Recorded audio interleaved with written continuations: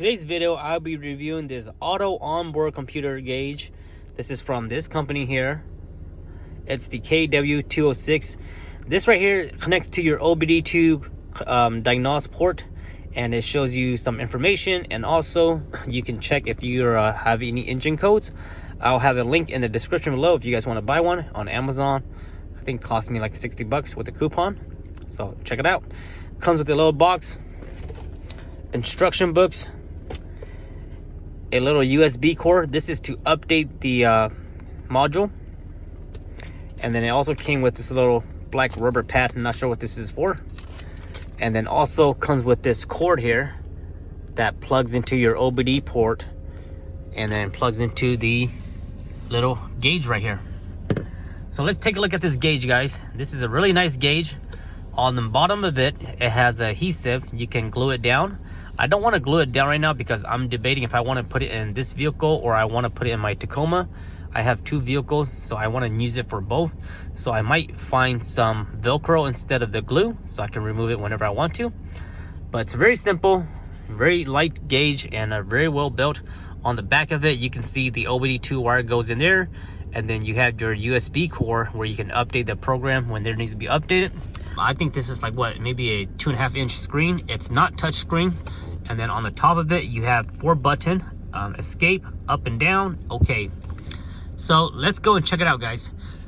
You cannot change the color. It comes in blue, which is not bad. Blue is really nice.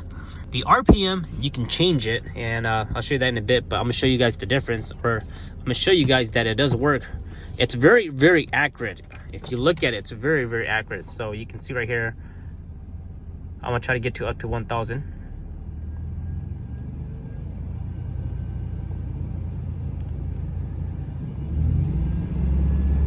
So it's very accurate, and it doesn't have any delay. So the center one, which is the RPM right now, you can change it to the RPM or you can change it to the speed. But right now, I want to keep it just the RPM. 4 different values on each corner. I have it set for my engine coolant temp, the IAC, this is the intake throttle temp, and then this is just the trip fuel. So basically when you turn on your vehicle, this thing will come on and then it will start tracking how much fuel you're using. So right now we use about 0.6 of a gallon. I'm not sure how accurate that is, but I'm just gonna keep it the way it is. And then you have the voltage meter for your battery. So if you want to get into your setting, you just hold down the escape button.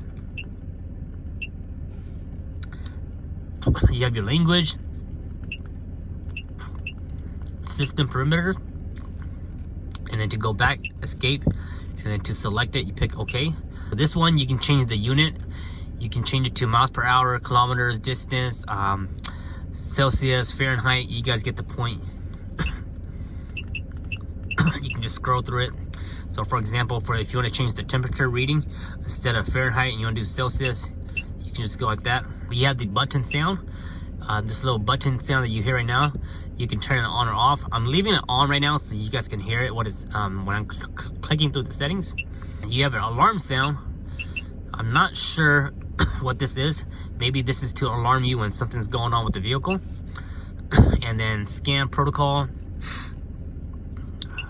I didn't look at that yet. The bright adjustment, I have it on automatic. You can see on the back of it right here, right there is a light sensor. So that's how I adjust the lighting. You can see right now I have my finger blocking it. It's gonna get darker, just like that. Or you can do manual. For right now, I'm just gonna leave it to automatic. Not a big deal. Screen rotation, haven't really messed with that. I don't want to mess with that. And then restore default. And then if you go back to the main setting, you have the OBD perimeter set. I'm not sure what this is right here, but I haven't looked through it yet. But you guys get the point. So if you want to check your engine light, so if you have a check engine light or something, you can check it out. You can have a data stream, or you can have it read the code. So for data stream, it will show you everything right now. So it'll show you all your status.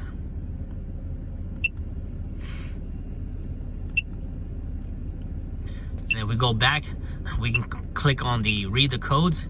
I don't have any check engine light right now. And if you did have a check engine light, I would assume it'll show you right here. And then you can also clear the code. And then you have the 0 to 100 kilometer time. I think this is to test your vehicle. If you want to see how fast you can go, haven't messed with that yet. And then you have the about. This just shows you your version, what serial number it is. And that's pretty much it for the settings. So that's where you want to go if you want to change all your settings and check your OBD2 scan.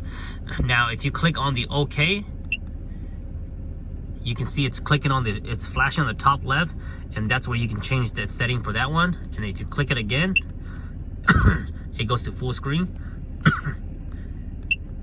So if you click it, hold. So once it starts flashing, you can change the setting. But let me show you something else. If you want to go to the different value, you can see the RPM now is flashing. So when it's flashing, you can change the settings for it. So for example, let's go to the next one. So for example, if you wanted to change it, so once it's flashing, what you have to do is you have to press the OK button. And now you can choose what you want that corner to be. So instead of the fuel, you can have it be like the vehicle speed. Let me just put RPM for example, and then click OK. And now you can see that bottom one is now the RPM again. And then if you click OK, it'll start flashing again, and you can click, you can press and hold down, and then you can have all these right here.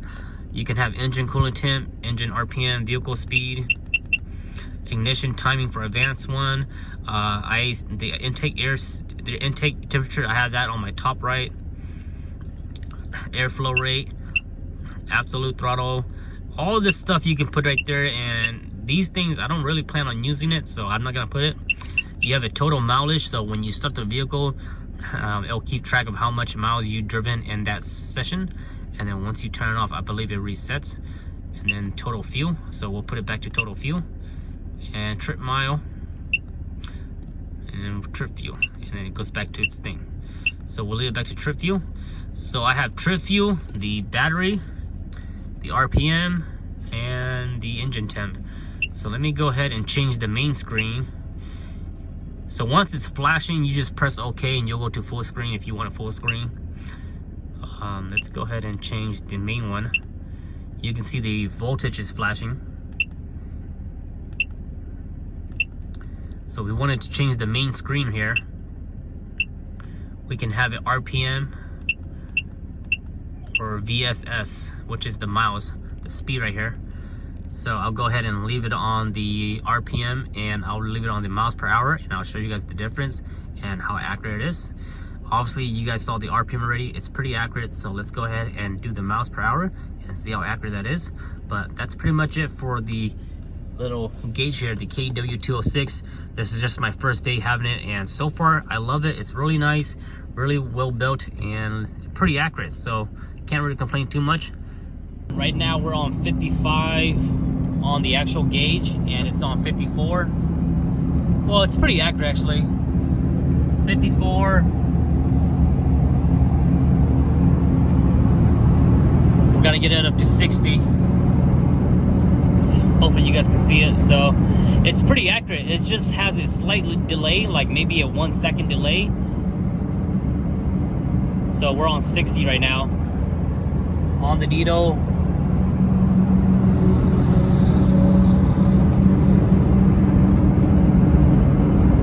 So pretty nice, guys. The miles per hour gauge works really nice, and also the RPM works really nice. Highly recommend this for about 60 bucks. Not a bad deal at all, guys.